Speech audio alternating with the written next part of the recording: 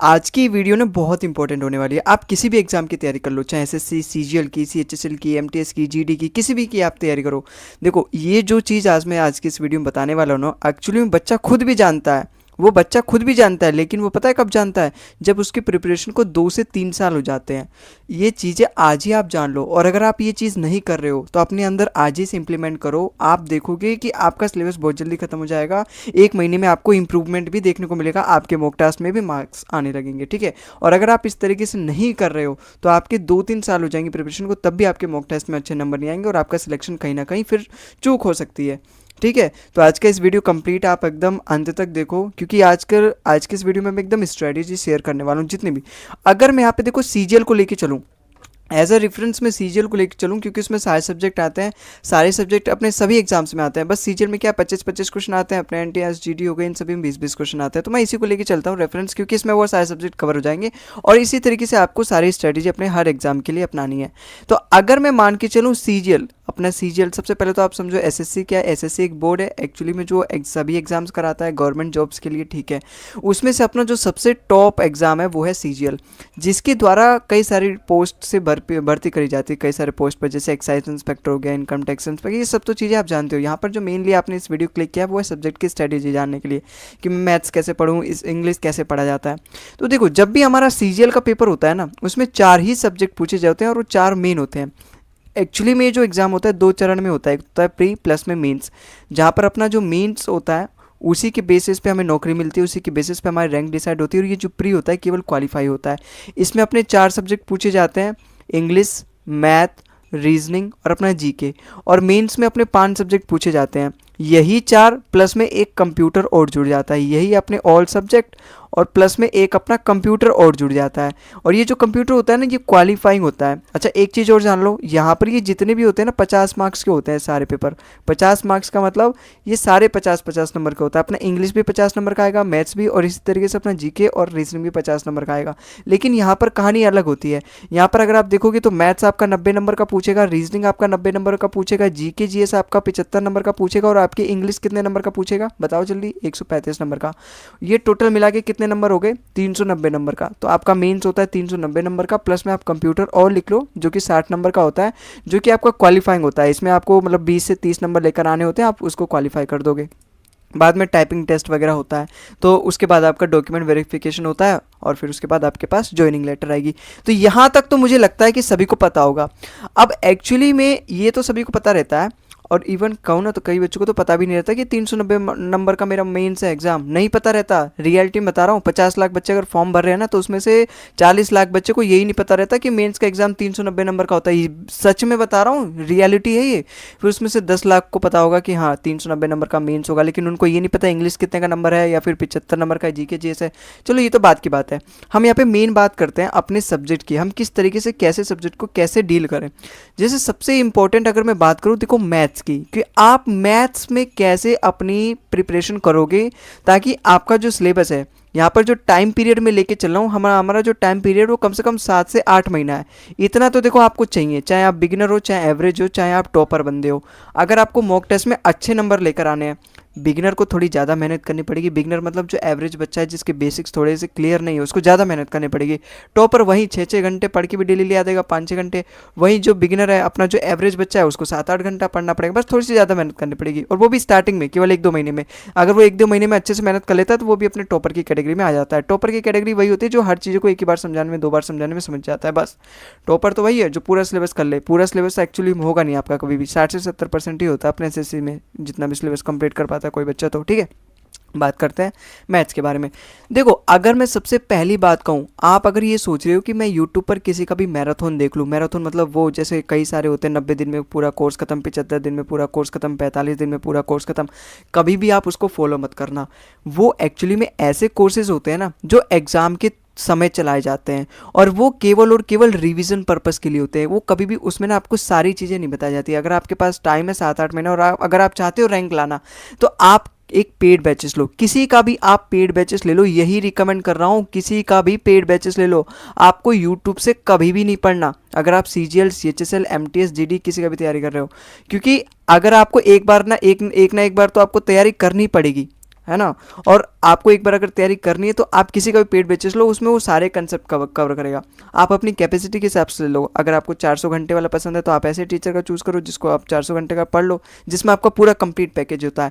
अगर आप 200 घंटे वाला पढ़ना चाहते हो तो 200 घंटे वाला भी आता है उसी टीचर का, सेम टीचर का, जिसमें वो फाउंडेशन बैच की तरह पूरा बैच होता है। एक होता है उसका स्पेशल बैचेस। तो आप किसी का भी पेड बैचेस लो, यूट्यूब पर से आपको कभी भी नहीं पढ़ना। यूट्यूब पर भी पढ़ना है आपको, मैं बताऊंगा कब पढ़ना है। तो अगर आपने अभी पेड बैचेस लिया किसी का भी, फिर उसको किस तरीके से आपको कंप्लीट करना है। देखो कभी भी ना आप लाइव बैच मत लेना, क्योंकि लाइव बैचेस में बहुत ज़्यादा टाइम वेस्ट होता है। आप हमेशा रिकॉर्डेड बैच लेना, जहाँ पर आपके पास रिकॉर्डेड बैच रहेगा, फिर उसके हिसाब से अपना टाइम टेबल बनाना, जिससे कि आप डेली 1 से लेकर 2 लेक्चर लेना। और मैं कहूँगा ना, आप केवल मंडे से लेके सैटरडे तक लेक्चर लेना, मतलब हफ्ते में 6 लेक्चर लेना। और जो संडे है उस वाले दिन आपको केवल और केवल रिवीजन करना है जो भी आपने इस 6 दिन में पढ़े हैं, ठीक है। तो यहाँ पर संडे के दिन आपको क्या करना है, केवल और केवल रिवीजन करना है।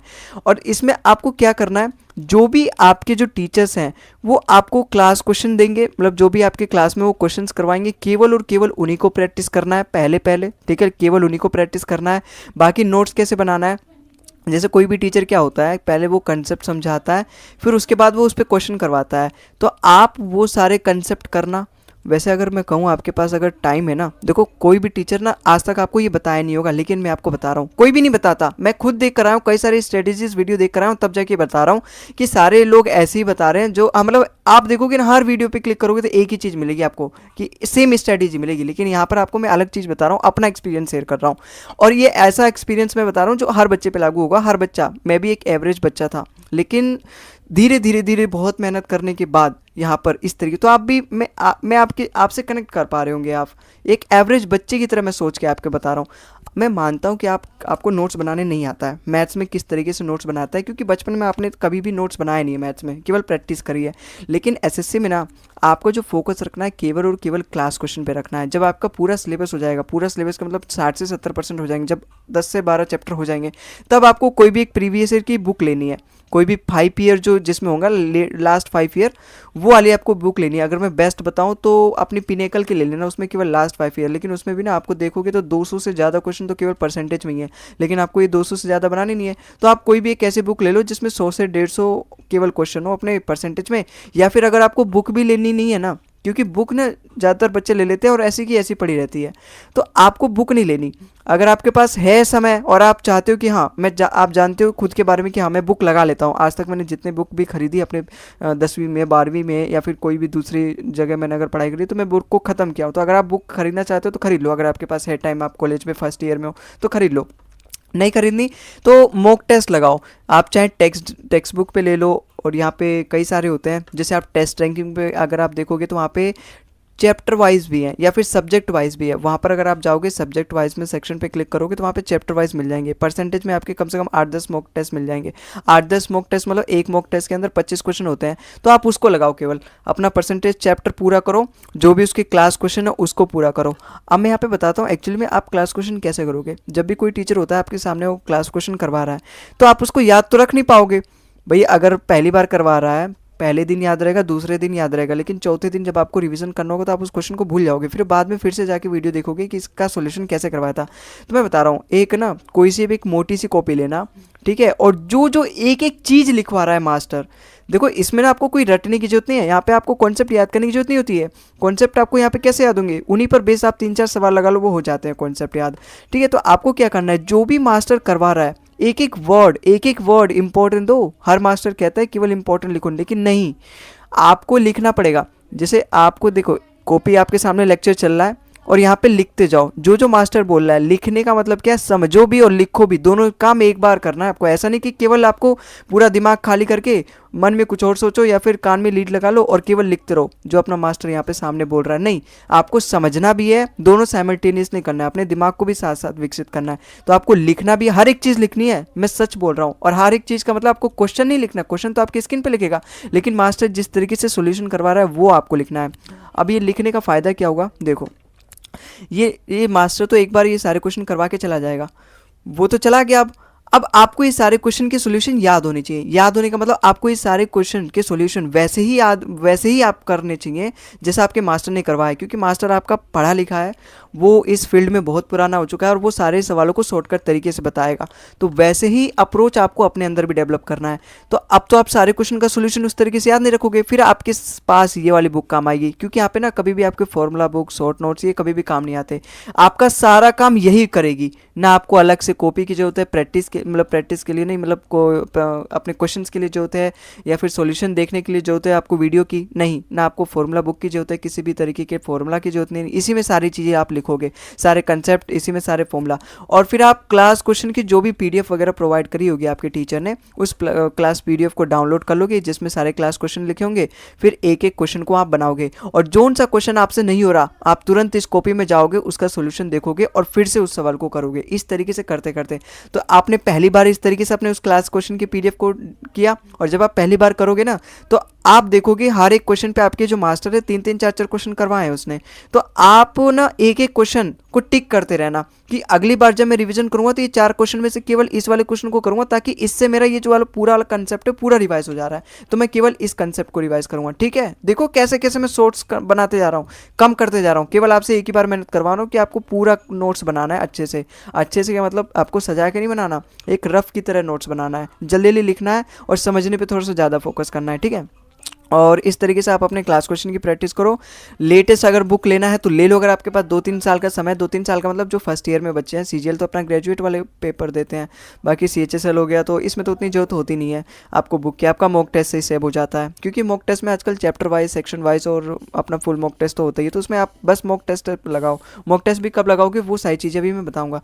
तो यहाँ तक आपने 5 ईयर की बुक खरीदी, वो आपके ऊपर है, आप खरीदो चाहे ना करो। अगर मैं रिकमेंड करूँ तो मत खरीदो यार, वो कोई भी बुक कंप्लीट नहीं कर पाता। ठीक है, जो इतना डेडिकेटेड किसी के अंदर होता नहीं है, डेडिकेशन होता है जब 3-4 साल जब उसके खत्म हो जाते हैं। ठीक है, तो यहाँ पे क्लास क्वेश्चन आपको किस तरीके से रिवीजन करना है, यहीं पे आपका फॉर्मूला भी है। जब आप क्लास क्वेश्चन की प्रैक्टिस करोगे तो वहीं पे आपका फॉर्मूला भी रिवीजन हो जाएगा। ठीक है, तो आपको अंतदाम में कुछ ऐसे कर देना कि जब आप टिक करो ना, तो अगर आपके सवाल में मास्टर ने उस चैप्टर में अगर 200 सवाल करवाए तो कुल मिला के वो कम से कम 70-80 क्वेश्चन ही हो जाए जब आप उसमें टिक करो एक एक बार रिवीजन करते करते समय। मतलब जैसे अगर आप पहली बार सारे क्वेश्चन कर रहे हो तो आप टिक करते जाओ, 4 सवाल में से अगली बार मैं केवल इसको रिवीजन करूंगा, तो 200 क्वेश्चन में से केवल 70-80 क्वेश्चन ही हो जाने चाहिए, अगर मैं परसेंटेज का एग्जांपल लेके चलूँ तो। ठीक है, तो इस तरीके से आपको मैथ्स पढ़ना है, और इस तरीके से आप पढ़ोगे ना तो 7 से 8 महीने में आपका जो सिलेबस है खत्म हो जाएगा। अगर मैं मान के चलूँ, चलो 1 महीने में कितने होते हैं, 4 हफ्ते होते हैं, 4 हफ्ते होते हैं, और 1 हफ्ते में आप 6 वीडियोस देख रहे हो, 6 लेक्चर, मतलब 1 महीने में आप 24 देख रहे हो। ठीक है, 24। और अगर मैं बोलूं, अगर आप 8 महीने मान के चलते हो तो मेरा सिलेबस कितना होगा बताओ, 192 डेज में मेरा सिलेबस जो है वो खत्म हो जाएगा। मतलब अगर मैं 8 महीने, मतलब 192 लेक्चर्स अगर देखने पड़ेंगे मुझे, तब जाके मेरा 8 महीने में सिलेबस खत्म होगा, है ना। इसी तरीके से तो आप अपना प्लान बनाओ। अगर मैं 8 महीने में एक एक लेक्चर देखूं तो 192 डेज लगेंगे मुझे, क्योंकि मैं हफ्ते में केवल 6 लेक्चर देख रहा हूं। तो अगर आपको भाई 400 कम से कम, अगर आप एक स्पेशल बैच पढ़ रहे हो तो कम से कम 400 वीडियोस आपको मिलते हैं, या फिर 350 तो मिलते ही हैं। तो आप दिन के 2 लेक्चर देखो, एक सुबह एक शाम, और 2 चैप्टर का स्टार्ट कर सकते हो या फिर एक ही चैप्टर का स्टार्ट करो, और उसी के हिसाब से फिर वो सारे क्वेश्चन प्रैक्टिस करो उसी दिन प्रैक्टिस करो।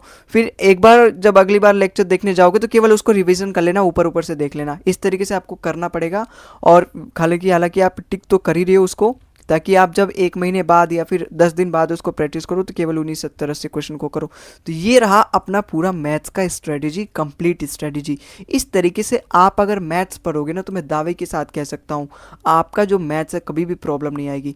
आप ये कभी भी इफेक्ट मत होने देना अपने कि आपका बगल वाला किस तरीके से करना है, ना ही आपको दूसरी स्ट्रेटेजी वीडियो देखनी है अब, क्योंकि अगर आप यहाँ देखोगे फिर दूसरी जगह देखोगे वो कुछ और बताएगा तो आप कंफ्यूज हो जाओगे।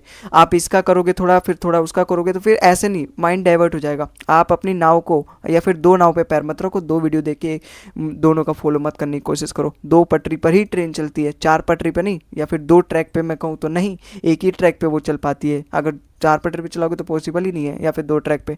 ठीक है, तो मेरे कहने का मतलब है कि आपको केवल इसी फ्लो में अपना मैथ्स कंप्लीट करना है, और कंसिस्टेंसी सबसे इंपॉर्टेंट है पूरी आपके प्रिपरेशन के दौरान। तो आपको कंसिस्टेंसी रखनी है अपने पूरे प्रिपरेशन के दौरान। समझ में आई होप आपको समझ में आया होगा कि आपको अपना मैथ्स कैसे पढ़ना है। यही बेस्ट स्ट्रेटेजी है आपको पढ़ने के लिए। हर टॉपर यही करता है, अगर आप देखोगे उसको तो बस क्या होता है, अगर वो टॉपर बना है तो वो पहले ही समझा और समझ जाता है कि मुझे किस तरीके से करना है। या फिर जिसको 3-4 साल लग जाते हैं, वो चौथे साल आप देखोगे कि उसने 4 साल में इतना काम कर लिया होगा जितना एक टॉपर जो पहले साल ही सिलेक्ट होगा। तो आपको यही है, जैसे वो कहते हैं ना, सफलता का शॉर्टकट रास्ता नहीं होता, कैसा भी कैसे करके आपको समय और वो मेहनत करवा ही लेगी। अगर आपको सफल होना है, अगर आपको सफलता मिलेगी तो कहीं ना कहीं कुदरत आपसे उतनी मेहनत करवाई लेगी। तो उसी तरीके से अगर आपको सफल होना है तो कहीं ना कहीं से, चाहे वो आप 1 साल में करो, अगर आप इसको समझ के करते हो तो ठीक है, नहीं तो 3-4 साल अपने देने को तैयार हो जाओ, क्योंकि ये एक तरीके से कुआं है। यहाँ पर अगर आप दलदल है एक तरीके से, अगर आप फंस गए ना तो फिर ना आप बाहर निकल पाओगे, ना फिर पार ही हो पाओगे, ना आर हो पाओगे ना पार हो पाओगे। ठीक है, तो आई बात आपको समझ में। और फिर अगर आप बाद में देखोगे तो आपका टाइम बहुत ज़्यादा वेस्ट हो जाएगा। ठीक है, तो केवल आज ही एक स्टडीज़ वीडियो देखो, उसके बाद केवल इसको इम्प्लीमेंट करो। अगली बात, अगले हम सब्जेक्ट पे चलते हैं। अपना अगला सब्जेक्ट है हमारा इंग्लिश के बारे में। देखो इंग्लिश बहुत इंपॉर्टेंट है हमारे इस प्रिपरेशन के दौरान ना। केवल मैथ्स और रीजनिंग एक ऐसे सब्जेक्ट है ना जिसमें थ्योरी नहीं है और इसमें हम 100% स्कोर कर सकते हैं। लेकिन इंग्लिश एक ऐसा सब्जेक्ट है ना जिसमें मतलब अगर मैं कहूँ तो 95% बच्चे होते हैं जो 100% स्कोर नहीं कर पाते। 100% स्कोर वही करते हैं जो एक्चुअली में सबसे ज़्यादा समय अपना इंग्लिश को देते हैं। लेकिन आपको भी मैं ये नहीं कहूँगा कि आपको अपना 100% स्कोर बनाने का टारगेट रखना है, नहीं, आपको सभी सब्जेक्ट्स को बराबर देना है एक्सेप्ट जीके। जीके जीएस को भी आपको किस तरीके से पढ़ना है वो भी मैं आपको अभी बताऊँगा। लेकिन आप अगर दिन में अपना 2 से ढाई घंटा या फिर 2 से 3 घंटा या फिर 3 घंटा आप मिनिमम मान के चलो, 3 घंटा आपको मैथ्स देना है, फिर 1 से 1.5 घंटा, क्योंकि इसी में ना आपका लेक्चर्स भी इंक्लूडेड होगा, आपको हमेशा 1.5x पे देखना है अपना लेक्चर। ठीक है, उतने पे आप देखोगे तो टीचर को लगेगा कि हाँ टीचर अब नॉर्मल बोल रहा है। और आपको कम से कम 2 घंटा तो अपने इंग्लिश को देना पड़ेगा, तो 5 घंटा हो गया ऐसे, और 1 घंटा आपको देना है अपने रीजनिंग को, 6 घंटे हो गए, और बाकी 1.5 घंटा इस तरीके से आपको देना है अपने जीके जीएस को। लेकिन जीके जीएस को अभी स्टार्टिंग में नहीं देना, जब आपका ये रीजनिंग और ये दोनों एक साथ नहीं चलेंगे। रीजनिंग वाला आपका जल्दी कंप्लीट हो जाएगा पोर्शन, और फिर उसके बाद आप जीके जीएस करना, केवल रीजनिंग का प्रैक्टिस करना या फिर रिवीजन करना। तो इस तरीके से आप देखोगे तो केवल आपके 6 से 7 घंटे दिन का लगेगा। बात आई समझ में यहाँ तक। अब हम बात करते हैं कि हम यहाँ पे इंग्लिश को कैसे पढ़ेंगे। देखो इंग्लिश में 2 चीज़ें आती हैं, एक होती है अपना वोकैब और एक होता है ग्रामर। तो ग्रामर के लिए तो मैं आपको कहूँगा किसी का भी पेड बैचेस ले लो। ग्रामर के लिए तो मैं कहूँगा किसी का भी पेड बैचेस, यहाँ पर भी आपको यूट्यूब पे नहीं पढ़ना। यूट्यूब पर आएंगे और आपका फिर वही बेवकूफ़ बनाएंगे, बोलेंगे कंप्लीट 9 पढ़ाएंगे और वही शॉर्टकट तरीका, वही केवल क्वेश्चन वो लेकर आ जाएंगे प्रीवियस ईयर का। तो जैसे अगर आप नाउन किसी पे भी जाके देखो, नाउन का देख लो, है ना। अच्छा, अब टीचर कैसे सेलेक्ट करोगे? यूट्यूब पर उसके जो भी लेक्चर्स पढ़े ना आप उसको देखो, वहाँ से आप पता कर पाओगे हाँ ये टीचर कैसा पढ़ा रहा है, ये जैसा पढ़ा रहा है उसका ट्यून मेरे से कनेक्ट हो पा रहा है कि नहीं। फिर आप उसका पेड बैचेस लेना। ठीक है, कभी भी आप उसके यूट्यूब पे मत देखना, क्योंकि वो यूट्यूब पे केवल रिवीजन कराता है, क्वेश्चन करवाता है, कभी वो कंप्लीट यूट्यूब पे डाल ही नहीं सकता कोर्स। ठीक है, वरना फिर वो कमाएगा कहाँ से। कुल बात मिला के ये होती है उसके पीछे की। ठीक है, तो आगे तो सामने केवल वो हर वीडियो में बोलेंगे अपना कि मैं अपना यहाँ पे पूरा पढ़ा रहा हूँ, लेकिन कभी भी नहीं। वो एक्चुअली में उसका जो मेन पर्पस होता है वो अपने कोर्सेज का प्रमोशन करना होता है यूट्यूब पे। साफ सीधी बात बता रहा हूँ, चाहे वो मैं हूँ चाहे कोई भी हो। ठीक है, कोई भी कैसे कर सकता है भाई, उसका भी तो रोजी रोटी है, उसकी भी तो कोई टीम है ना, उसको भी तो पैसे देने, उसको भी तो अपने सपने पूरे करने हैं, या फिर उसका भी तो कुछ है कि मुझे आगे चल के लाइफ में और भी बड़ा करना है आप ही लोगों के लिए, बच्चों के लिए। जैसे अगर मैं आज मैथ्स केवल पढ़ा रहा हूँ तो मुझे कल एक अच्छी टीम क्रिएट करनी है जहाँ पर मैं एक अच्छे से टीचर्स को लेकर आऊँ, जहाँ पर आपको इंग्लिश भी पढ़ा पाऊँ, मैथ्स भी पढ़ा पाऊँ, रीजनिंग भी पढ़ाऊँ। तो इस तरीके से वो सोचता है, उसके आगे के प्लान्स होते हैं ताकि मैं बच्चों की और हेल्प कर पाऊँ। उसके लिए चाहिए होता है पैसा, और वो पैसा कहाँ से आएगा? जब आप उसका पेड बैचेस लोगे, फिर वहाँ से उस पैसों से वो अपना आपके लिए और भी कुछ कर पाएगा। तो इस तरीके से होता है। तो वो कभी भी यूट्यूब पे पूरा डालेगा नहीं, केवल रिवीजन के लिए डालेगा, या फिर इंपॉर्टेंट चीज़ डालेगा, या फिर लास्ट 90 डेज में जो करते हैं वो सारी चीज़ें वो जरूरत होती है वो सब चीज़ डालेगा। तो आप किसी का भी नाउन वीडियो देखो जहाँ से आपको पता चल जाए कि ये टीचर बेस्ट है। तो मैंने आपको क्या बताया, आपको इंग्लिश में किसी का भी पेड बैचेस लेना है। कई सारे टीचर है, जैसे अपने एक रानी मैम हो गई, ठीक है, इंग्लिश के लिए ये भी बेस्ट है। ठीक है, अच्छा, और एक अपनी हो गए जयदीप सर हो गए। ठीक है, जयदीप सर हो गए, गोपाल सर हो गए। ठीक है, आप इनके एक नीतू मैम है।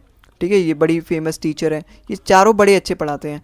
आप ये देखो, इन सभी के जाके यूट्यूब पे लेक्चर्स पढ़े होंगे, किसी का भी एक एक चैप्टर का ही डाल मिल ही जाता है। ठीक है, किसी भी एक चैप्टर का आप देखोगे तो सबका चैप्टर का अलग बना रखा है रिवीजन की तरफ से। तो आप यहाँ पे देखो किसका कनेक्ट कर पा रहे हो, वहाँ जाके सेलेक्ट कर लो इन टीचर का, इनका पेड बैचेस ले लो।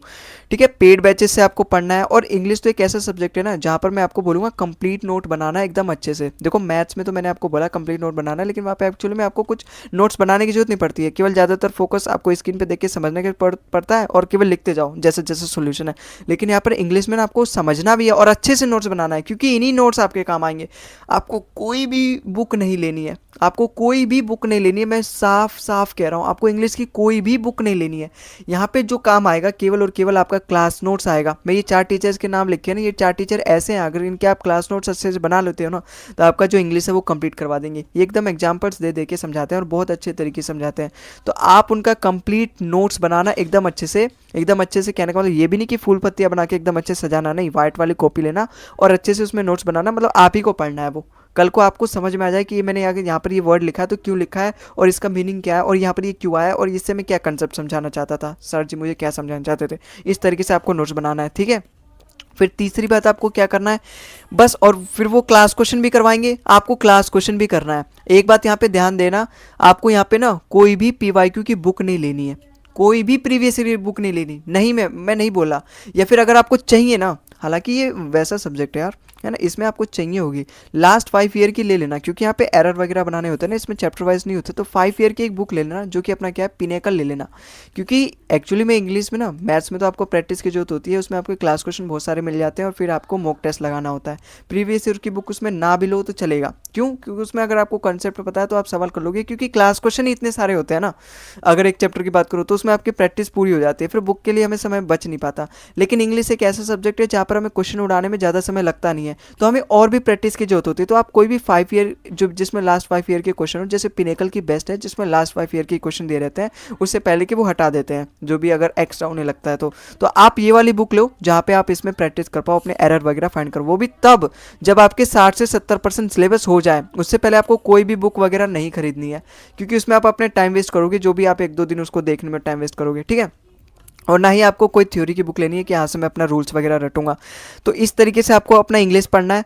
जब आपके 60-70% हो गए तो आप अपना बुक कोई खरीद लो, धीरे धीरे आप उसमें से भी लगाते जाओ, और साथ ही साथ आपको मॉक टेस्ट भी देना है, ठीक है। इंग्लिश में आप मॉक टेस्ट देते रहो। तो ये रह गया अपना इंग्लिश का, आपको किस तरीके से तैयारी करना है, बस यही है। अच्छा, ये जो कंप्लीट नोट्स बनाओगे ना, इसमें आपको रिविजन लगातार करना है, क्योंकि इंग्लिश में केवल आपको रिविजन ही है जो आपके अच्छे नंबर दिलाएगा। इसमें बहुत बच्चे बहुत जल्दी कंसेप्ट भूल जाते हैं कि यहाँ पर एक्चुअली में जो नाउन के बाद काउंटिंग वर्ड आएगा, या फिर एक्टिव पैसिव में जो रूल है, यहाँ पर ये बी कैसे लगेगा, वर्ब की थर्ड फॉर्म कैसे आएगी, किस तरीके से जब हम इसको कन्वर्ट करते हैं तो क्या आता है क्या हटता है, वो सारी जैसे नरेशन में होता है, तो वो सारी चीज़ें कई बच्चे भूल जाते हैं अगर उन्हें बहुत दिन हो जाता है। तो आपको धीरे धीरे उसको रिविजन भी करते लेके चलना है कंसिस्टेंसी के साथ। कभी और मैं बना दूंगा, आप कमेंट कर देना अगर आपको जरूरत होगा तो रिविजन कैसे करें, तो हर सब्जेक्ट में बना दूंगा इस तरीके से कंप्लीट वीडियो, ठीक है। तो आई होप आपको समझ में आएगा। देखो, एक सब्जेक्ट हमने यहाँ पे कंप्लीट कर लिया जो कि अपना ग्रामर वाला है। एक इसका एक और इंपॉर्टेंट सब्जेक्ट है, वो है अपना वोकैब। वोकैब आप कैसे कंप्लीट करोगे? देखो, वोकैब के लिए अगर मैं सबसे बेस्ट बुक बोलूं जो कि हर टॉपर के मुंह पे है, वो है अपना ब्लैक बुक। तो आप भी ब्लैक बुक ले आना, ठीक है, मिल जाएगी 150-200 की मिल जाएगी, और अपडेटेड ले आना, ब्लैक बुक ले आना। और इसमें से ना आपको सारी चीज़ें नहीं पढ़नी, अगर आप देखोगे ना तो ये कहीं ना कहीं इतनी मोटी रहती है, मतलब अगर मैं बोलूँ तो बहुत सारे पेजेस होते हैं इसमें। अगर मैं बताऊँ ना, कम से कम 10,000 वर्ड्स आपको मिल जाएंगे इसमें, लेकिन आपको 10,000 वर्ड्स याद नहीं करने, केवल 2 से 3,000 वर्ड्स याद करने हैं। अच्छा, कौन से? मैं जितना बता रहा हूँ केवल उतना ही याद करो। इतना ही अगर आप कर लोगे ना, टॉपर से भी ज़्यादा आप कर रहे हो, ये समझ जाओ। टॉपर भी इतना नहीं कर पाता, पहली बार अगर वो करता है उसको भी 2-3 साल लग जाते हैं इतना करने। तो ये लिमिटेड सा सिलेबस है, लिमिटेड सा सिलेबस बता रहा हूँ, लिमिटेड सा सोर्स बता रहा हूँ। अच्छा, एक चीज़ और मैं बताना भूल गया, मैथ्स में भी और इंग्लिश में भी हर चीज़ में लागू होगा। आप जब भी अपना सिलेबस कर रहे हो ना, कभी भी अगर आपने जिस टीचर को चूज़ कर लिया उसके अलावा आपको किसी का भी वीडियो नहीं देखना, किसी का भी वीडियो नहीं देखना। इस तरीके से आप अपने आप को कंट्रोल में रखना है ना। ऐसा नहीं कि मैंने यहाँ पे नाउन देख लिया, नाउन मैंने इसके पेड बैचेस, इन सर के पेड बैचेस से पढ़ लिया, फिर जाऊँ यूट्यूब पे और इसके प्रैक्टिस क्वेश्चन देखूँ यूट्यूब पर अलग अलग टीचर्स के। नहीं, वो जो यूट्यूब पर टीचर्स जो पढ़ाते हैं ना, वो सब आसान आसान क्वेश्चन होते हैं, आपको देख के कॉन्फिडेंस होगा, लेकिन जब एग्जाम में जाओगे तो मार खा जाओगे। तो आपको यूट्यूब पर नहीं देखना, जो वो टीचर क्लास क्वेश्चन प्रोवाइड कर रहा है और जो क्लास में क्वेश्चन करवा रहा है, उन्हीं पर आपको प्रैक्टिस करना है। जब आपका पूरा सिलेबस हो जाएगा ना, तब आप जाना यूट्यूब पर रिविजन के लिए और ये सारे प्रीवाईक्यूज वगैरह लगाने के लिए और जो भी 25-30 बेस्ट क्वेश्चंस होते हैं तब आप लगाना। लेकिन जब आप अपना सिलेबस कर रहे हो तब आपको यूट्यूब पर नहीं जाना, क्योंकि आपने पैसे किस लिए खर्च किए भाई, पेड बैचेस के लिए, ताकि आप भटको ना, इसीलिए ना। तो आप पेड बैचेस लो, उसका पूरा एकदम उसको अच्छे तरीके से एकदम चूस लो उस पूरे पेड बैचेस को, ठीक है, एकदम अच्छे से एक एक मिनट उसका आपको याद हो जाना चाहिए। लिमिटेड सा सोर्स है, बच्चे यही गलती करते हैं, पेड बैचेस खरीद लेते हैं, एक चैप्टर पढ़ लेते हैं, फिर यूट्यूब पे जाते हैं, उनको अलग अलग टीचर्स का मिलता है, फिर वहाँ से वो खो जाते हैं। क्यों? क्योंकि साइड में ही वहाँ पे मैराथन भी दिख रहा होगा, साइड में वहाँ पे 2 घंटे का वन शॉट भी दिख रहा होगा, वहाँ पे जब वो क्लिक करेंगे तो उन्हें लगेगा जो चीज़ एक्चुअली मैं पेड बैचेस में पढ़ रहा हूँ वही चीज़ तो यहाँ पर भी पूरा पढ़ा दे रहा है, लेकिन 2 घंटे में पढ़ा दे रहा है। तो आपको वहाँ से लगेगा कि यही पढ़ना बेस्ट है। आप अपने 2-3 दिन वहाँ पे खराब कर दोगे, चौथे 5वें दिन या फिर 8-10 दिन बाद आपकी नींद खुलेगी, फिर आप बोलोगे नहीं यार पेड बैचेस बढ़िया था, वहाँ पे सारी चीज़ें कवर हो रही थी, यहाँ तो 2 घंटे में कर तो रहा हूँ, समझ में तो सारा आ रहा है, लेकिन क्वेश्चन नहीं बन रहे मॉक टेस्ट में। तो पेड बैचेस पे आपको पढ़ना है, यूट्यूब पर नहीं जाना, पेड बैचेस से ही पढ़ना है। मैं अपने अनुभव से बता रहा हूँ, या फिर किसी भी टॉपर जो सेलेक्ट हुआ है और उससे ही पूछ लेना, या फिर उसके इंटरव्यू वगैरह देखना, तो आपको भी यही पता चलेगा, ठीक है। या तो आप ये कर लो, वरना 2-3 साल अपना खराब करो, उसके बाद अपना देखो अपना, ठीक है। तो ब्लैक बुक से आपको केवल 2 से 3 हज़ार ही वर्ड आपको याद करने हैं। अच्छा वो भी कौन से, देखो मैं बता रहा हूँ, केवल इतना ही करना। OWS जो कि अपने कम से कम 2000 है अपने अपडेटेड वाले ब्लैक बुक में, OWS याद करना है, और ईडियम्स एंड फ्रेजेस, बस, और कुछ नहीं करना। बच्चा क्या करता है, OWS डेली 50 याद करेगा, या फिर वो कह दूँ तो 30 OWS याद करेगा, 20 ईडियम्स याद करेगा, फिर 20 एंटोनियम्स याद करेगा, फिर 20 सिनोनियम्स याद करेगा। इस तरीके से वो डेली करता है, और 10 दिन में उसकी सारी प्लानिंग ध्वस्त हो जाती है, सारी कंसिस्टेंसी ध्वस्त हो जाती है। लेकिन मैं आपको कहूँगा ना, इसमें से ये आपको कुछ करने की जरूरत नहीं है। देखो लिमिटेड सोर्स अपना रखना है, सबसे ज़्यादा फोकस करना है कि मुझे लिमिटेड चीज़ पढ़ना है, लेकिन पढ़ना है इस तरीके से कि कोई नींद में भी उठा के पूछे तो मैं बता पाऊँ, और मुझे उसको याद रखना है। सोचो 8 महीने 1 साल तक मुझे वो सारी चीज़ याद रखना है जो मैं आज पढ़ रहा हूँ, ठीक है। तो आपको लिमिटेड रहना है, लिमिटेड, क्योंकि यहाँ पे एक गवर्नमेंट एग्जाम है, अभी GK GS आएगा जो सबका बाप है, जहाँ पर आपको बहुत सारी चीज़ें अनलिमिटेड मिलेगी, वहाँ पर भी आपको बताऊंगा किस तरीके से लिमिटेड में रहना है। लिमिटेड सोर्सेज से आपका सिलेक्टेड होगा एंड अनलिमिटेड से नहीं होगा, ठीक है। तो OWS और एडियम्स, OWS में ही आपका सिनोनियम्स कंप्लीट हो जाएगा, एंटोनियम्स कंप्लीट हो जाएगा। बाकी जो मैं बोल रहा हूँ ना सिनोनियम एंटोनियम, जब आप मॉक टेस्ट लगाओगे, जब आप प्रीवियस ईयर बुक लगाओगे, तो उसमें वो कैप वगैरह रहेंगी आपकी, वहाँ से प्रैक्टिस हो जाएंगी बाकी के, ठीक है। आपको अलग से एंटोनियम ब्लैक बुक से पढ़ने की कोई जरूरत नहीं है, ना सिनोनियम। केवल आप OWS पढ़ो जो कि 1500-2000 है, क्योंकि आप उसी में देखोगे ना वर्ड, तो कई सारे ऐसे वर्ड मिलेंगे जो आप खुद आइडिया लगा लोगे, भाई इसका मतलब था अच्छा। आप देखो, जब आप OWS पढ़ोगे तो आप वहाँ पे गुड वर्ड भी पढ़ोगे G वाली लाइन में, और आप वहीं पे B वाली लाइन में बैड का मतलब भी पढ़ोगे। गुड का मतलब अच्छा होता है, बैड का मतलब बुरा होता है। यहीं से आपके दिमाग में आ जाने चाहिए कि गुड का बैड अपोजिट होता है। आ जाएगा कि नहीं आ जाएगा? तो मैं केवल बोल रहा हूँ ये 2000 वर्ड ही आपको OWS और अच्छे से याद करने हैं, एकदम अच्छे से, है ना। इसके मैंने शॉर्ट्स वगैरह भी बनाए, आप मेरे चैनल पे जाके देख लो, है ना। एकदम मतलब शॉर्ट्स तरीके बताएं, ट्रिक्स बताएं। जैसे अगर मैं कोई भी आपका एक बताऊं, कोई भी ट्रिक अगर मैं बताऊं, जैसे एक एग्जांपल दे देता हूं, एनहीलेट, ठीक है। एनहीलेट, एनहीलेट का मीनिंग आप कैसे याद करोगे? देखो एनहीलेट का मैंने यहाँ पे बताया था, ट्रिक बताया था इसको याद करने का। एक्चुअली में स्पेलिंग इसकी गलत हो गई, इसका जो स्पेलिंग था ना वो ये था, ठीक है। जब मैंने ट्रिक बताया ना तो उससे क्या ना आपको स्पेलिंग भी याद हो जाएगी। देखो इसकी स्पेलिंग कुछ और थी, अरे यार ये आ नहीं रहा रेजर, ठीक है। उसकी स्पेलिंग कुछ और थी, देखो उसकी स्पेलिंग ये थी। आप इसका मीनिंग कैसे याद करोगे? देखो मैंने वहाँ पे क्या बताया था, जैसे आप नील देखो, नील पे फोकस करो और लेट पे फोकस करो। मैंने लेट उसको नील कर दिया, जब वो लेट आया तो मैंने उसको नील कर दिया, नील मतलब जीरो। तो जब वो लेट आया तो मैंने उसको नील कर दिया, मतलब जीरो कर दिया उसको, मतलब मैंने क्या कर दिया, समाप्त कर दिया उसको, मैंने समाप्त कर दिया मतलब ख़त्म कर दिया। इसका मीनिंग भी यही है, एनहीलेट मतलब उसको समाप्त कर देना। इसका कुछ और मीनिंग मैंने बताया था, कुछ दुष्ट तरीके से, इस तरीके से बताया था, लेकिन इसका मीनिंग एक्चुअली में क्या होता है, कंप्लीटली फिनिश कर देना, कंप्लीटली फिनिश। इसी तरीके से इसका मीनिंग निकला था, वहाँ पे मैंने ट्रिक के साथ समझाया था। तो एनहीलेट मतलब इस तरीके से मैंने ट्रिक के साथ समझाया आपको कि अगर लेट लिखा है तो मतलब अगर कोई भी बंदा अगर लेट आ रहा है और नील लिखा है, नील मतलब जीरो, तो मैंने उसको नील कर दिया, नील कर दिया मतलब जीरो कर दिया, मतलब खत्म कर दिया मैंने उसको। तो किसी भी चीज़ को ख़त्म करना, समाप्त करना, वही अपना एनहीलेट का मीनिंग होता है। अब आप कभी भी नहीं भूलोगे। जब मैंने इसको पढ़ाया ना, कम से कम मुझे 3-4 महीने हो गए, तब जाके थोड़ा सा फेड हो रहा है मेरे दिमाग में, हट रहा है, ठीक है। तो एनहीलेट का मतलब कंप्लीटली फिनिश। भाई मैं तो मैथ का टीचर हूँ, रीजनिंग भी पढ़ा देता हूँ पार्ट टाइम में। लेकिन इंग्लिश का मैंने देखा कि वो कैब कई सारे बच्चों को प्रॉब्लम आ रही, तो मैंने इस तरह के शॉर्टकट बनाना स्टार्ट किए और धीरे धीरे अपलोड किए, ठीक है। और खैर अभी तो हम आते हैं किस तरीके से आपको OWS अपना कंप्लीट करना है और किस तरीके से आपको ईडियम्स एंड फ्रेजेस पे काम करना है, ठीक है। तो यहाँ पर मैंने आपको बताया ब्लैक बुक के आपके केवल और केवल क्या पढ़ना है, आपको सारी चीज़ें नहीं पढ़नी। कम से कम 3 साल, 2 से 3 साल लगे हैं इस पूरी ब्लैक बुक को बनाने में, लगे होंगे। उसके बाद तो अपडेटेड होता रहा होगा हर महीने, हर साल। आपको सोचो यही पूरी जिसको बनाने में 2-3 साल लगे हैं, 2-3 साल बनाने में, वो भी पूरी टीम को। ऐसा नहीं कि उन्होंने खुद बैठ के सारे वर्ड सोचे होंगे और इसका मीनिंग नहीं, केवल कॉपी पेस्ट किया उन्होंने प्रीवियस ईयर का। और सोचो आपको 6 महीने में पूरी ब्लैक बुक याद करनी है, तो केवल आप उसमें लिमिटेड चीज़ याद करो, OWS और ईडियम्स।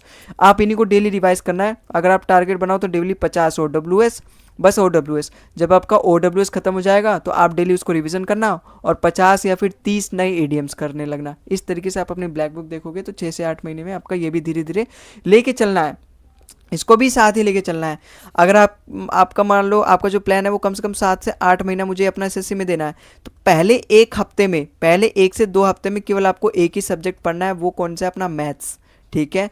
फिर उसके बाद दूसरे हफ्ते में आपको स्टार्ट कर देना है अपना कौन सा, इंग्लिश स्टार्ट कर देना है दूसरे तीसरे हफ्ते में। फिर तीसरे हफ्ते में अगर आप दूसरे हफ्ते में इंग्लिश स्टार्ट करो, फिर तीसरे हफ्ते में आपको रीजनिंग स्टार्ट कर देना है। ऐसा मैं क्यों बोल रहा हूँ, क्योंकि अभी आप नए नए आए हो, अभी आपकी उतनी सीटिंग कैपेसिटी है नहीं। तो जब आप 1 हफ्ते में पढ़ोगे आपका धीरे धीरे आप मन लगने लगेगा, कंसिस्टेंसी बनाना पड़ेगा, डेडिकेशन बनाना पड़ेगा, मोटिवेशन करना पड़ेगा। तो अपने लाइब्रेरी में या फिर अपने सामने कोई चीट वगैरह चिपका देना, कोई शायरी वगैरह चिपका देना, ठीक है। लहरों से डरकर नौका पार नहीं होती, हमको मेहनत करनी पड़ती है, रात कई सफलता के पीछे कई सारी रातें कुर्बान करनी पड़ती है। तो इस तरीके शायरी लिख के चिपका देना जो आपको हमेशा मोटिवेट करते रहे, या फिर अपने माता पिता का फोटो चिपका लेना, ठीक है। तो ताकि आपको हमेशा मोटिवेट रहे, अपने लिए मेहनत ना करो तो अपने कम से कम माता पिता के लिए तो मेहनत कर लो। इस तरीके से आप फोटो वगैरह चिपका सकते हो।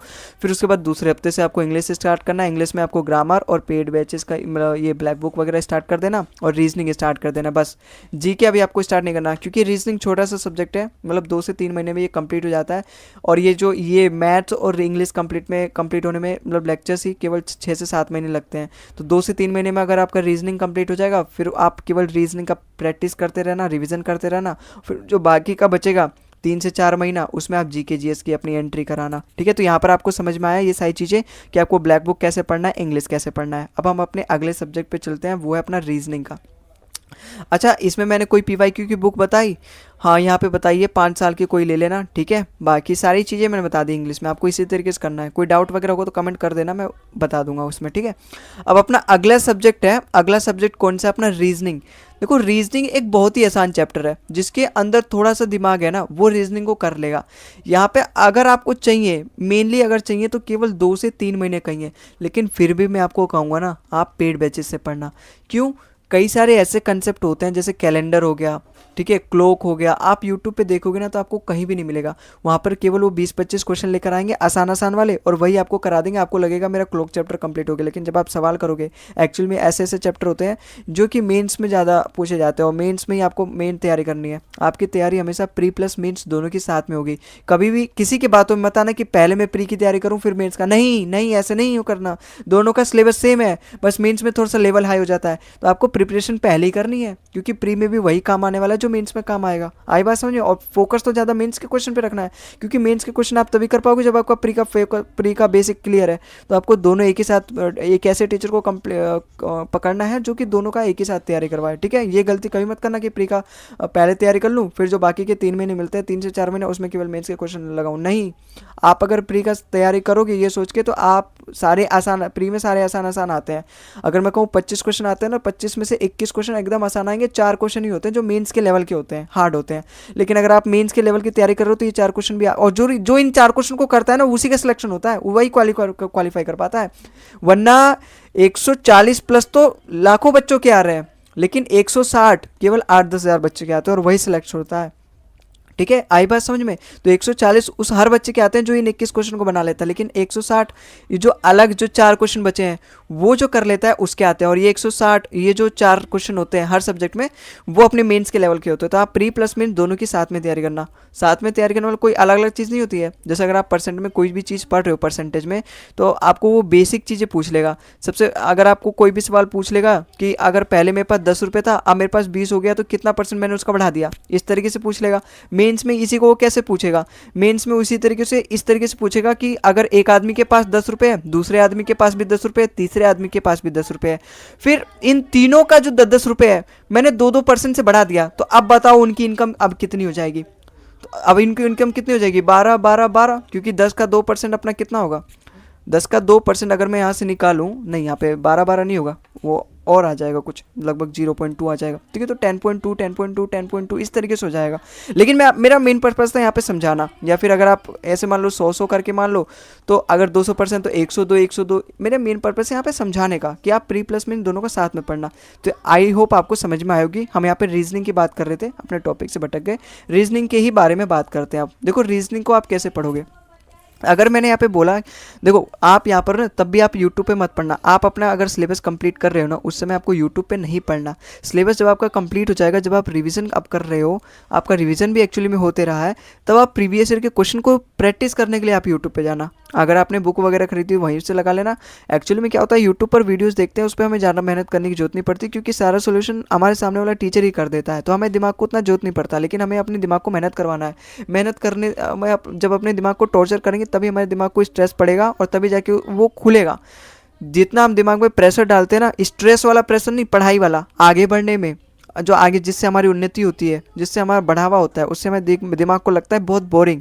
रील्स अगर इसे दिखाओ तो 2 घंटे बिना किसी रुके देख लेगा। अगर आपको टॉयलेट भी लगी ना तो आप टॉयलेट को स्किप कर दोगे, लेकिन रील्स को स्किप नहीं करोगे, बोलो यार इस वाले रील्स को देख लो फिर उसके बाद चला जाऊंगा, है ना। तो इस तरीके से होता है, हमारा दिमाग को समझो कैसे वो आपके साथ खेलता है। तो आपको पेड बैचेस से पढ़ना है, ठीक है। और अगर मैं बोलूँ तो ये 2 से 3 महीने में, या फिर 3 से 4 महीने में, या फिर 2 से 3 महीना कंप्लीट है यार, क्योंकि आप रिकॉर्डेड बैच ले रहे हो, आप कभी भी लाइव बैचेस तो लोगे नहीं, है ना। ये बेस्ट स्ट्रैटेजी बता रहा हूँ, इसी को फॉलो करना आंख बंद करके, ठीक है। टॉपर्स वाली स्ट्रैटेजी बता रहा हूँ, आपको सिलेक्शन दिलाएगा ये, आंख बंद करके बस फॉलो कर लो। कोई भी आंख बंद करके फॉलो नहीं करता। आज वो देख रहा है ये वीडियो, फिर कल दूसरी वीडियो देखेगा, तभी तो भटक जाता है। तो आपका 2 से 3 महीने में पूरा सिलेबस खत्म हो जाएगा। फिर आपको रिवीजन भी लेके चलना ही है ना। थोड़ा थोड़ा आप यहाँ पे आधा घंटा भी रिवीजन करोगे। एक घंटे का अगर लेक्चर है आपका, 1.5 घंटे का लेक्चर होता है यूजुअली हर टीचर का, लगभग देखा है मैंने। तो आपका 1 से 1.5 घंटे का लेक्चर होता है, तो आपको 1 घंटा लगेगा उसको लेक्चर में लेने में, फिर ठीक है, फिर आधा घंटा एक्स्ट्रा देना उन सभी क्लास क्वेश्चन को प्रैक्टिस करने में, कंसेप्ट लगाने में और रिवीजन करने में। तो इस तरीके से अगर आप डेली दोगे तो 2.5-3 महीने में आपका सिलेबस कंप्लीट हो जाएगा। फिर उसके बाद इसके लिए आप मॉक टेस्ट लगाना, बस आपको कुछ करने की जरूरत नहीं है। और मॉक टेस्ट में अगर आप कोई भी कंसेप्ट भूल रहे हो, अटक रहे हो, फिर वहाँ से आके अपनी कॉपी में मैथ्स की तरह नोट्स बनाना है इसके भी आपको, ठीक है। लेकिन यहाँ पे आपको सारे क्वेश्चन के सॉल्यूशन वगैरह नहीं लिखने, केवल आपको कॉन्सेप्ट लिखने हैं। और जो भी आपके क्लास क्वेश्चन है उनके, अच्छा बता देता हूँ अच्छे से नोट्स कैसे बनाना है।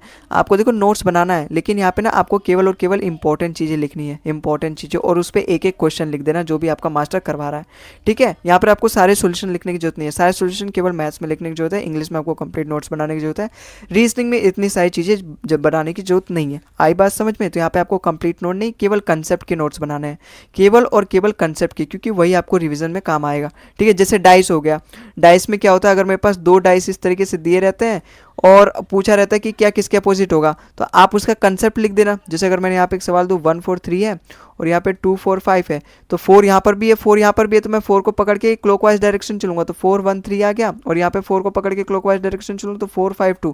तो ये कंसेप्ट है, तो इस कंसेप्ट को लिखना, इसी तरीके से एक क्वेश्चन कर लेना, उस पर आपका रिवीजन हो जाएगा वो कंसेप्ट। इस तरीके से लिखना है आपको, ये नहीं कि सारे क्वेश्चन लिखने हैं, सारे क्वेश्चन के सोल्यूशन लिखने हैं, जैसा कि आप मैथ्स में लिखते थे। मैथ्स में मैंने आपको क्या बताया, क्वेश्चन आपको कभी भी नहीं लिखना है, क्वेश्चन आपको कभी नहीं, केवल सोल्यूशन लिखना है, ताकि बाद में जब आप प्रैक्टिस करो तो अगर आप सोल्यूशन भूल जा रहे हो तो आप जाके अपनी कॉपी में उसका सोल्यूशन देख पाओ, ठीक है। तो यहाँ पे आपको केवल कंसेप्ट लिखना है रीजनिंग में। तो इस तरीके से आप अपना रीजनिंग में नोट्स बनाओगे, ज़्यादा आपको मेहनत करने की जरूरत नहीं होती, आप बिना मेहनत करे, कम मेहनत करने में ही आप अपने रीजनिंग में मार्क्स स्कोर कर सकते हो।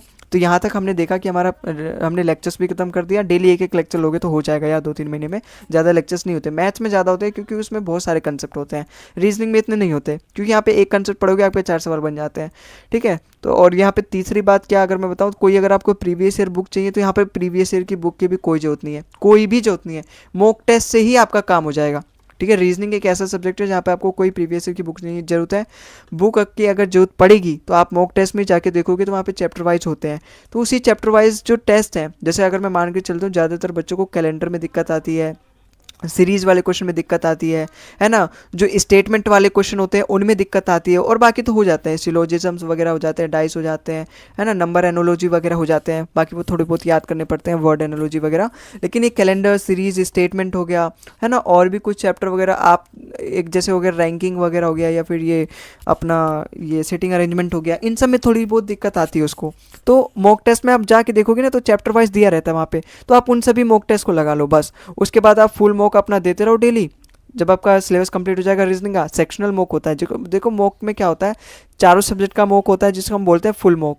तो उसमें केवल आप जो रीजनिंग वाला सब्जेक्ट है ना वही लगाना, क्योंकि आपका रीजनिंग वाला जो है सब्जेक्ट वो 2-3 महीने में कंप्लीट हो जाएगा, तो 2-3 महीने बाद अपना अपना रीजनिंग का एक सेक्शन लगाते रहना डेली। आपका इस तरीके से रिवीजन होगा। डेली मतलब डेली मत लगाना, लेकिन हाँ हफ्ते में आप केवल 2 से 3 लगा देना।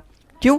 डेली तो तब आप लगाओगे जब आपके सारे सब्जेक्ट्स कंप्लीट हो जाएंगे। आप मॉक टेस्ट में अभी उतना ध्यान नहीं दो, क्योंकि आपका 2 ही 3 महीने अभी हुए हैं। 6-7 महीने बाद आपको मॉक टेस्ट पे थोड़ा सा ज़्यादा कंसिस्टेंसी, लेकिन अभी आपको जो मॉक टेस्ट देना है केवल हफ्ते में 2 देना है, मैक्सिमम 2 देना है। वरना आप समय रख लो कि मुझे हर संडे को देना है। हर संडे को कब? जब आप 2-3 महीने हो जाए आपको, क्योंकि आपकी जो पूरी जर्नी होने वाली है वो कम से कम 6 से 7 महीने, अगर मैं मान के चलूँ तो 8 से 10 महीने वाली होने वाली है ना पूरा, या फिर 8 से 10 महीने, या फिर 7 से 8 महीने। तो आपको जब 1-2 महीना हो जा रहा है ना maths, English, GK, GS, reasoning पढ़ने में, तो आप उसके बाद मॉक टेस्ट लगाने लगो, और केवल संडे को। और जब आपका 60 से 70% सिलेबस हो जाए तब आप हफ्ते में 3 मॉक टेस्ट लगाओ, और जब उसके बाद भी आपका सारे लेक्चर्स कंप्लीट हो गए, बस आप केवल आप रिवीजन है, फिर आप डेली एक मॉक टेस्ट लगाओ। जब आप ये ऐसा समय हो जाएगा, आपके एग्जाम से 2 महीना पहले या फिर 1 महीना पहले का समय रहेगा ये, तो आपको डेली 2 मॉक्स लगाने, 1 मॉक्स लगाने अपने एग्जाम से पहले। ठीक है, तो इस तरीके से आपको करना है। मॉक टेस्ट मैंने क्या बताया, क्योंकि आपका सिलेबस देखो, जैसे अगर मैंने बताया मैथ्स का जो है आपको 6 से 7 महीना लगेगा, या फिर 7 से 8 महीना लगेगा।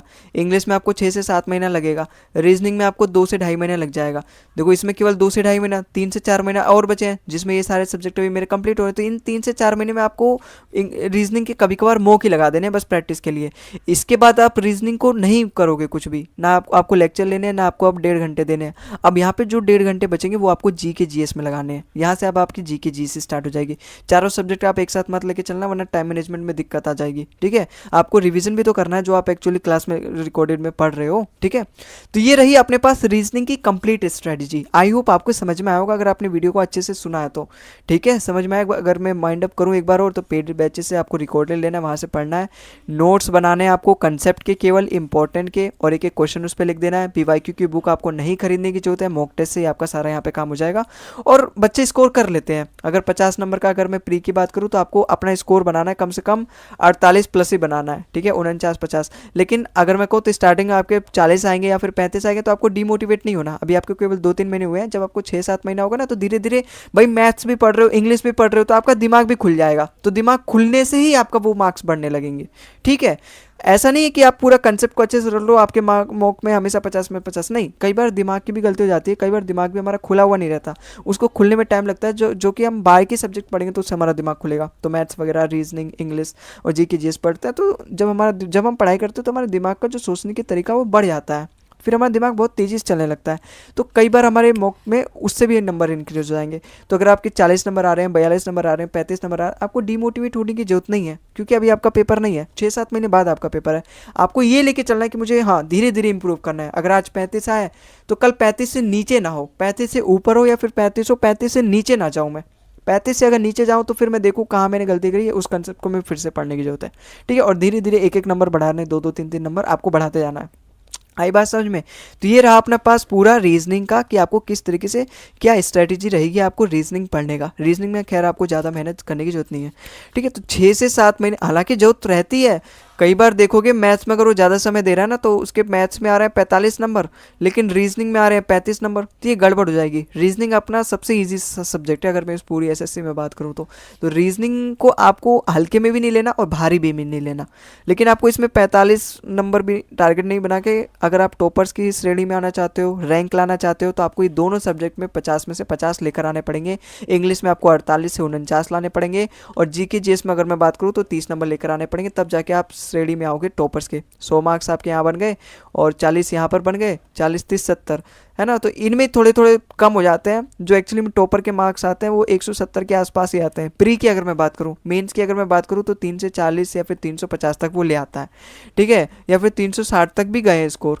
तो वो इस तरीके से आप अपना डिवीजन करो, लेकिन आप मैथ्स और रीजनिंग में तो हमेशा अपना टारगेट बनाओ 50 का। अगर आप 50 का बना रहे हो तो आप मान के चलो आपके 48 और 47 इस तरीके से आ रहे हैं, ठीक है, मार्क्स आएंगे, ठीक है। तो आई बात आप समझ में। अब हम चलते हैं जीके जीएस पे कि आपका जीके जीएस आपको किस तरीके से कंप्लीट करना है। देखो यूट्यूब पर तो आप अगर यूट्यूब के भरोसे रहोगे तो यहाँ पर भी आप मार खा जाओगे, क्योंकि यूट्यूब पर जितने भी अगर आप देखोगे ना, जैसे अगर मैंने एक टीचर का देखा था, नाम तो नहीं बोलूँगा मैं, लेकिन बायोलॉजी है, अगर आप किसी उसी टीचर का अगर आप पेड बैचेस लोगे ना, तो उसी टीचर ने 8 से 10 लेक्चर में पूरी कंप्लीट थ्योरी पढ़ाई है। और मैंने देखा उस वीडियो को, एक एक वीडियो को खोल के देखा, एकदम अच्छे से पढ़ाया है वो थ्योरी, एकदम अच्छे से वो थ्योरी पढ़ाया है भाई, एकदम अच्छे से सारे क्वेश्चन कवर हो जाएंगे। लेकिन उसी टीचर ने जब यूट्यूब पे पढ़ाया वही बायोलॉजी, तो उसने मतलब यूट्यूब पे जब उसने पढ़ाया वही बायोलॉजी, तो उसने 40 दिन में पढ़ाया। और इस 40 दिन में पता है उसने क्या किया, सभी एक एक चैप्टर के उसने कम से कम 30-30 40-40 क्वेश्चन करवाए, बस और कुछ नहीं करवाए। उसी क्वेश्चन में उसने थ्योरी पढ़ाने की कोशिश करी है, एक थ्योरी बता दी, एक पॉइंट बता दिया, उस पर 8-10 सवाल बता दिए, उसी सवाल में उसने थ्योरी बताने की कोशिश करी है। लेकिन बायोलॉजी को उसने अपने पेड बैचेस में 8 से 10 या फिर आप 15 से 20 ले लो, मैक्सिमम 15 से 20 लेक्चर में वो कंप्लीट कर देता है। तो यूट्यूब पे ना आप भरोसा छोड़ दो यार, यूट्यूब के भरोसे रहोगे तो फिर आप यूट्यूब केवल इतना रखो कि मुझे रिवीजन करना है। अगर आपको कंप्लीट प्रिपरेशन करना है, कंप्लीट अच्छे से मॉक टेस्ट में, मतलब आपके पास समय है 8 से 10 महीना और आप देना चाहते हो, अगर आपको सेलेक्ट होना है तो आपको पेड बैचेस कहीं ना कहीं लेना पड़ेगा, मतलब पढ़ना पड़ेगा। मेरा मेन फोकस ये नहीं कि पेड बैचेस आपको खरीदना पड़ेगा, नहीं, मेरा मेन जो पर्पस है ना वो ये है कि आपको कहीं ना कहीं अच्छे से पढ़ना पड़ेगा। जितना भी अपना पूरा कंटेंट होता है ना उसको एक बार देखना पड़ेगा, उसको एक बार अच्छे से पढ़ना पड़ेगा। मेरा कहने का मतलब ये है, कहने का मतलब ये नहीं कि आपको पेड बैचेस करना पड़ेगा, आपको पैसे खर्च करने पड़ेंगे। पेड बैचेस आपको टेलीग्राम पर भी मिल जाते हैं, अगर एक चीज़ मैं बताऊँ तो, ठीक है। खैर वो तो फिर अलग चीज़ है ना, इलीगल तरीका है। लेकिन अगर आप पेड बैचेस किसी का खरीद रहे हो तो वहाँ पर वो आपको पूरा कंटेंट दे रहा होगा, ठीक है।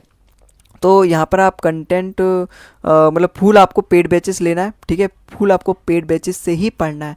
अगर मैं यहाँ पे बात करूँ किसका सिक्का चल रहा है मार्केट में, तो परमार सर का चल रहा है इस समय, परमार सर का ही पूरे मार्केट में सिक्का चल रहा है। आप इनका पेड बैचेस लोगे तो सबसे बेस्ट टीचर यही है इस समय।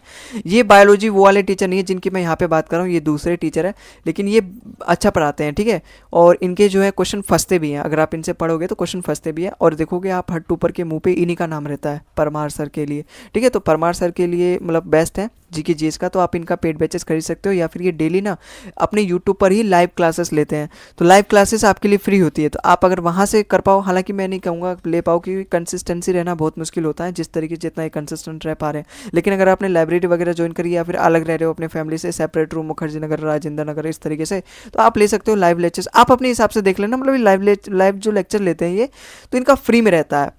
और उसके बाद ये जो रिकॉर्डेड होती है वो उनके बैचेस में जाके स्टोर हो जाती है। तो अगर आप, और बैचेस फिर महंगे हो जाएंगे, 1000 रुपये का हो जाएगा लगभग। तो अगर आप अपने पैसे नहीं खर्च करना चाहते, बचाना चाहते हो, लेकिन पेड बैचेस का ये भी फ़ायदा, वहाँ पे आपको सारे क्वेश्चंस मिलेंगे, पीडीएफ मिलेगी, क्लास नोट्स मिलेंगे। लाइव बैचेस में आपको केवल और केवल क्लास मिलेगा, वीडियो मिलेगा और कुछ नहीं मिलेगा। कई बार ये ना इंपॉर्टेंट रिवीजन वगैरह कई बार सेशन ऐसे भी लेते हैं जो केवल पेड बैचेस में करवाते हैं।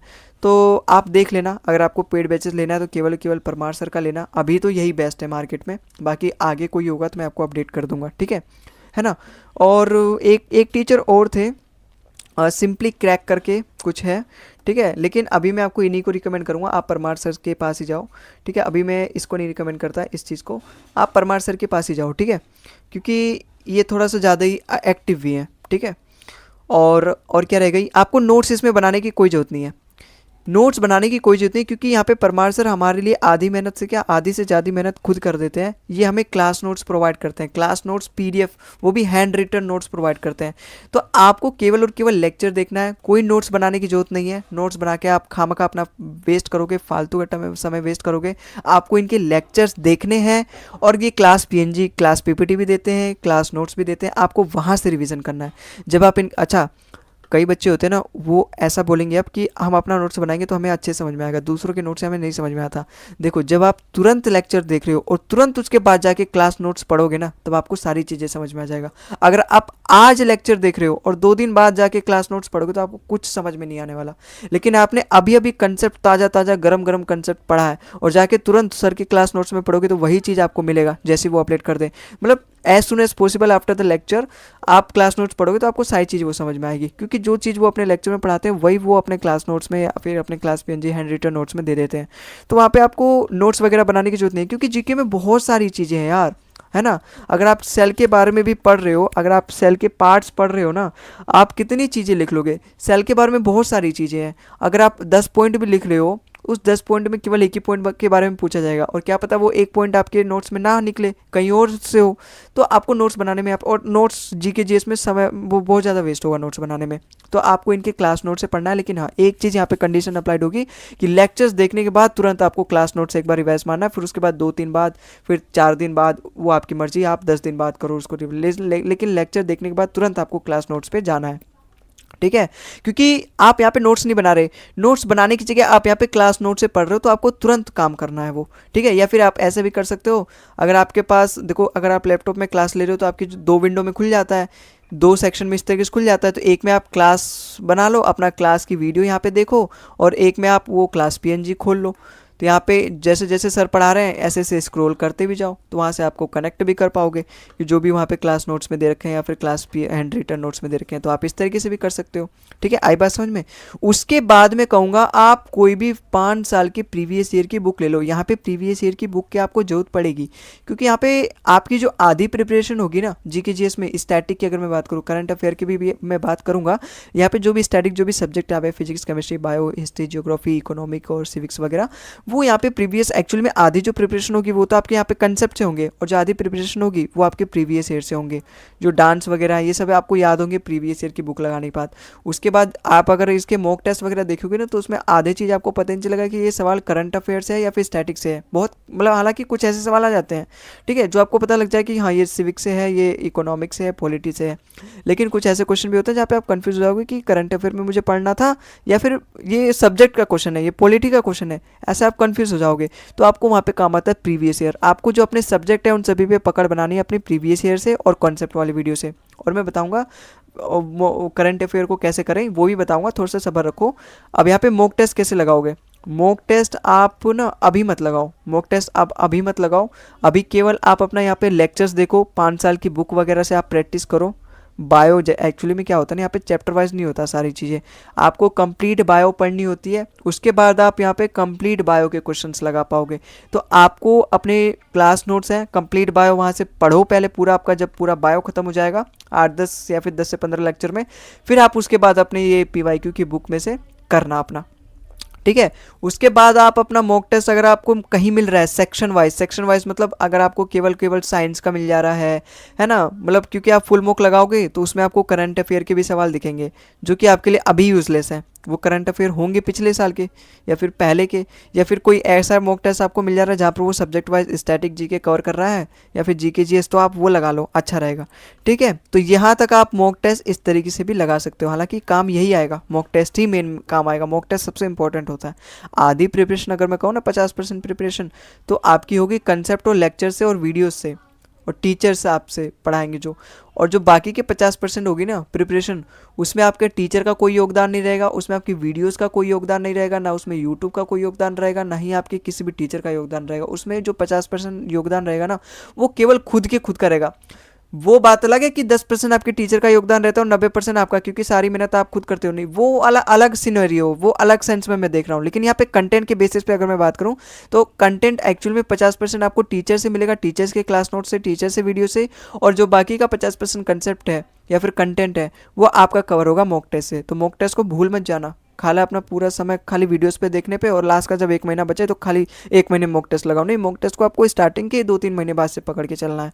तो इस तरीके से आपको जीके जीएस में भी मॉक टेस्ट लगाना है। बताया ना कैसे, अगर आपको स्टैटिक के क्वेश्चन दिख जाते हैं फिजिक्स, केमिस्ट्री, बायो, तो आपको वो यूज़ करना है, अभी वो लगाने हैं। करंट अफेयर पे आपको ज़्यादा फोकस नहीं करना, क्योंकि जीके जीएस एक ऐसा सब्जेक्ट है अगर आप पढ़ते जाओ तो कमी नहीं है यहाँ पे, है ना। कमी तो किसी भी सब्जेक्ट में नहीं है, लेकिन जीके जीएस में कुछ ज़्यादा ही समुंदर है यहाँ पे, ठीक है। और वो भी यूजलेस सारी चीज़ें हो जाती हैं, क्योंकि करंट अफेयर एक साल अगर पूछ लिया तो अगले दूसरे साल वही थोड़ा ना पूछेगा वो, फिर करंट अफेयर तो हमेशा बदलते रहेगा, अपडेट जैसे होगा हमारे भारत में, और भारत के अलावा जो भी शहर होते हैं, अलग जो देश होते हैं, वहाँ पे जो जो चीज़ें चलती हैं उसके बारे में पूछेगा। और ये सारी चीज़ें तो हमेशा बदलती रहती हैं, कौन कहाँ का नया प्राइम मिनिस्टर बना, कौन कहाँ का प्रेसिडेंट बदल गया, कौन कहाँ मर गया, मतलब ये सारी चीज़ें, कौन नई स्कीम, कौन कौन सा नया हवाई जहाज आया है, ये सारी चीज़ें पूछता है। तो वो हर साल बदलती रहती है।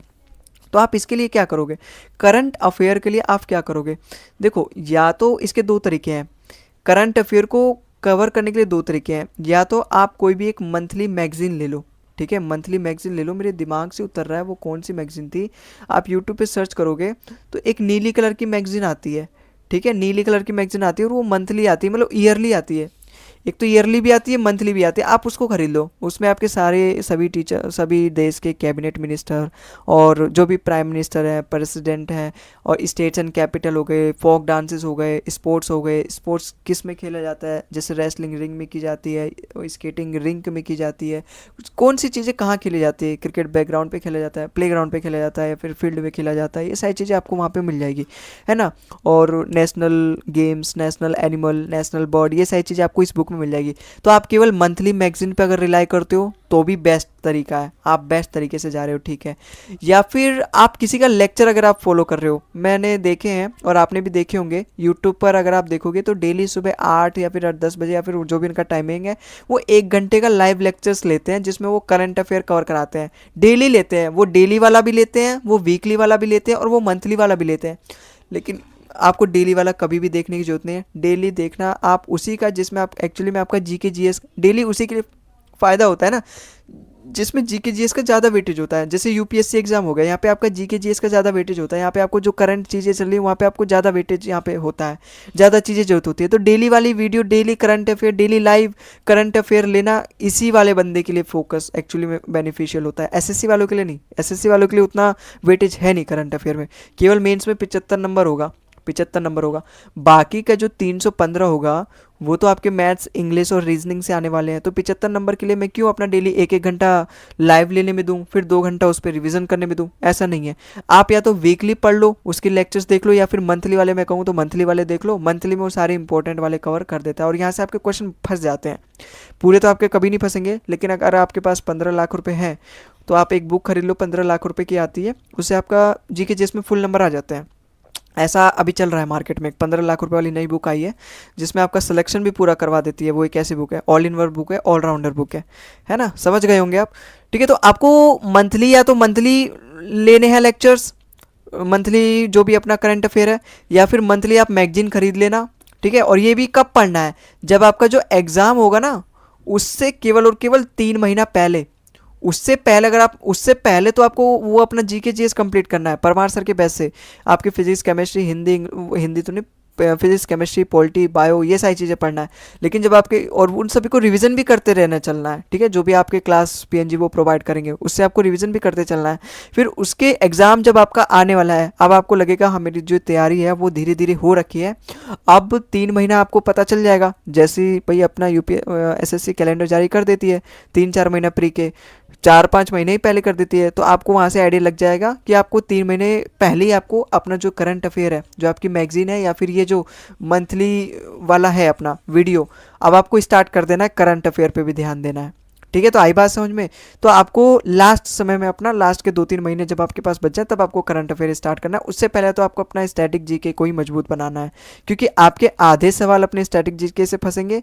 और एक्चुअली में अगर मैं कहूँ ना, तो जो बच्चा ज़्यादातर जो लेकर आ पाता है वो स्टैटिक जीके की वजह से लेकर आ पाता है, करंट अफेयर बहुत कम लेकर आ पाता है। करंट अफेयर में तुक्का वगैरह भिड़ जाए तो ठीक है, या फिर उसका किस्मत अगर अच्छी है तो करंट अफेयर हो जाते हैं, वरना ज़्यादातर वो फिजिक्स, केमिस्ट्री क्वेश्चन कर पाता है, जीके जीएस की अगर मैं बात करूं। ठीक है, तो आई होप आपको समझ में आया होगा। यहाँ पे मैंने आपको जीके जीएस का बता दिया कि किस तरीके से आपको जीके जीएस कंप्लीट करना है। ये अपना पूरा जीके जीएस का स्ट्रेटेजी था। ठीक है, यहाँ पर हमने पूरा रीजनिंग का बता दिया कि किस तरीके से आपको अपना रीजनिंग कंप्लीट करना है। यहाँ पर मैंने आपको बता दिया कि किस तरीके से आपको अपना इंग्लिश कंप्लीट करना है। और यहाँ पर मैंने आपको बता दिया किस तरीके से आपको मैथ्स कंप्लीट करना है। तो ये कंप्लीट वीडियो है। अब ऐसा मत करना कि वीडियो एंड कर दिया, हालांकि बहुत कम बच्चे यहाँ तक पहुँचे होंगे, पूरी वीडियो देखा हो गया, पूरी स्ट्रेटेजी में उनका मन लगा होगा। जो सीरियस बच्चे होंगे वही यहाँ तक पहुँचे होंगे। अब ऐसा मत करना कि इसको स्किप करके अब यहीं पे इसी वीडियो की रिकमेंडेशन में, क्योंकि यूट्यूब का एल्गोरिदम ऐसा है, यहाँ पर किसी फेमस टीचर का, किसी दूसरे टीचर का बोलेगा कि लास्ट 90 डे में सिलेबस कैसे कंप्लीट करें, मैथ्स की बेस्ट स्ट्रेटजी, कंप्लीट स्ट्रेटजी 2026 का, उस वीडियो पे आप क्लिक करने की आपको जरूरत नहीं है। क्योंकि आप उस पर क्लिक करोगे फिर अगली वीडियो आएगी, इस बच्चे ने 2 महीने में पढ़ के कैसे निकाला एसएससी, फिर उसके नीचे एक और वीडियो आएगी, ब्लैक बुक को कैसे मैंने पढ़ा कि मेरा रैंक कितनी आ गई।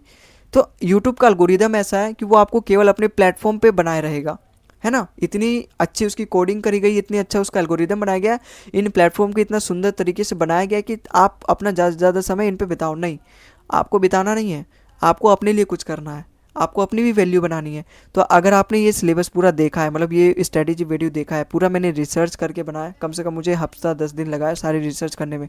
हालांकि मुझे तो ज़रूरत नहीं था रिसर्च करने में, लेकिन मैंने रिसर्च इन सब चीज़ों के लिए किया कि बाकी दूसरे लोग क्या बना रहे हैं, वहाँ उनसे मेरे को कुछ अलग बताना है, ठीक है। क्योंकि आप देखोगे यूट्यूब पे सर्च करोगे तो एक वीडियो खोल के देखोगे, दूसरी तीसरी चौथी खोल के देखोगे तो एक ही स्ट्रेटेजी एक्चुअली में चल रही है हर वीडियो में, बस तरीका अलग है बताने का।